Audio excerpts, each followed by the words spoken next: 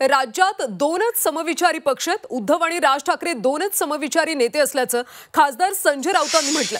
उद्धव राज यांच्यातल्या संवादावरून भूमिका ठरतील असं देखील राऊत म्हणाले. तेव्हा महाराष्ट्राची गरज म्हणून काँग्रेससोबत गेलो. मराठी माणसाची एकजूट राहावी ही ठाकरेंची भूमिका असल्याचं राऊत म्हणाले. मराठी माणसाची एकजूट राहावी, मराठी माणसांनी एकत्र राजकारण करावं ही ठाकरेंची भूमिका आहे असं वक्तव्य खासदार संजय राऊत यांनी केलं.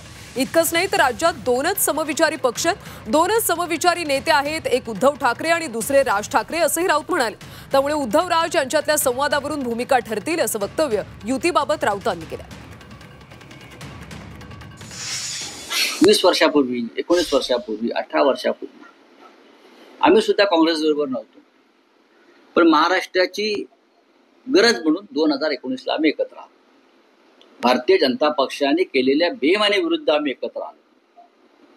प्रश्न इतकाच आहे की आमच्याबरोबर राहिलेले 25 वर्ष आमच्याबरोबर राहिलेले लोक आमच्याशी बेईमानी करून निघून गेले, भाजपसारखे लोक.